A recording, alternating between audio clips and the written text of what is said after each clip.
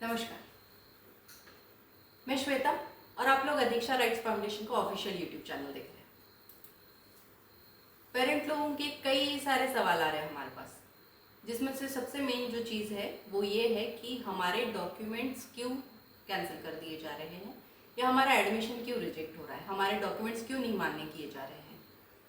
तो उसके लिए मैं आप लोगों को ये बता दूं कि आरटीई की जो अधिकारी है, उप शिक्षण अधिकारी जो है, उनसे बात हुई और हमें ये जानकारी मिली कि जो दस्तावेज 25 मार्च 2023 के पहले के बने हुए हैं, उन दस्तावेजों को ही यहाँ ग्राह्य धरा जाता है।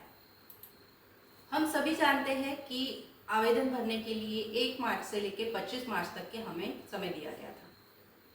जब आप फॉर्म भरते हैं तो वहाँ पर आपके पास जो चीज़ अवेलेबल है, जो डॉक्यूमेंट्स आपके पास है, उसी तरह से आप वो फॉर्म भरते हैं और वही सारे डिक्लेरेशन आप उसमें देते हैं। यानी कि यदि कोई कैटेगरी में बैठता है तो उसके पास कास्ट सर्टिफिकेट होगा, उसका जाति का प्रमाण पत्र होगा, तभी वो अपने आप को उस जाति के उसमें भर रहा है आवेदन।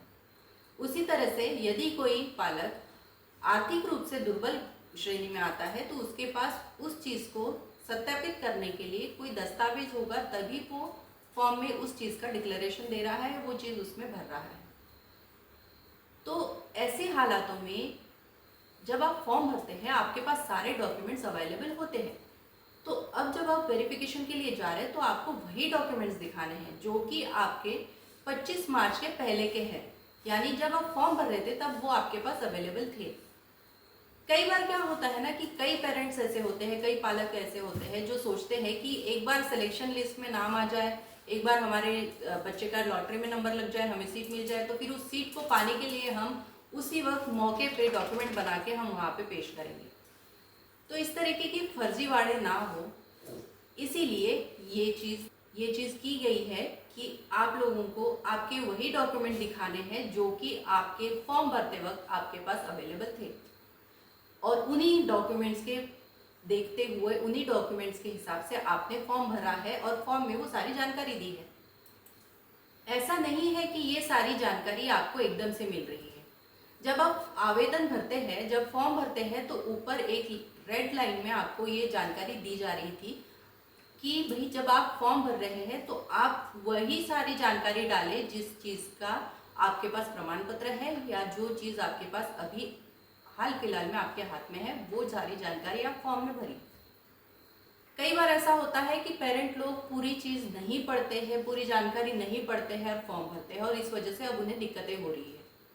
तो ये जो आप लोगों के सवाल आ रहे हैं कि क्यों हमारे डॉक्यूमेंट्स मान्य नहीं किए जा रहे हैं या क्यों हमारे एडमिशन्स रिजेक्ट हो रही है, उसका कारण यही है कि जब आपने फॉर्म भरा था तब आपने वो सारी जानकारी नहीं पढ़ी। यदि आप पढ़ते तो आप इस चीज़ को समझते कि आपको 25 मार्च के पहले के ही डॉक्यूमेंट्स उसमें देने हैं वेरिफिकेशन के वक्त। यानी जब आप फॉर्म भर रहे थे तब आपके पास ये सारे डॉक्यूमेंट्स होने आवश्यक होते हैं। और इसीलिए सभी पालकों से निवेदन है कि जब भी आप फॉर्म भरें या किसी को भी बताएं कि जब भी फॉर्म वो भरते हैं तो सबसे पहले सारी जानकारी पढ़िए, उसके बाद ही फॉर्म भरिए। यदि आपको इसमें किसी भी तरीके की दिक्कत है तो आप हमें कांटेक्ट कर सकते हैं, हम आपको उसमें ज़रूर मदद करेंगे। उसके लिए आपको हमें 9373733337 पर व्हाट्सएप करना है और हम आपको कॉल बैक करेंगे। आपकी जो भी जानकारी आपको चाहिए या अगर कोई परेशानी है तो आप हमें व्हाट्सएप पे डालिए या फिर कॉल भी कर सकते हैं, हम आपको ज़रूर उसका कोई समाधान करके देंगे। हमारे YouTube चैनल को सब्सक्राइब कीजिए, वीडियो को लाइक कीजिए और बेल आइकन दबाना मत भूलिएगा, ताकि इस तरीके के जानकारी भरे वीडियोस जब भी आए तो आपको उसके नोटिफिकेशन टाइम टू टाइम मिलते रहे। हमारे बाकी सोशल मीडिया हैंडल्स को भी फॉलो कीजिए, जैसे कि फेसबुक, इंस्टाग्राम, ट्विटर। यहाँ पर भी आप हमें फॉलो कीजिए ताकि जो हम रोज़ रेगुलर जो अपडेट्स डालते रहते हैं वो आपको मिलते रहे। नमस्कार।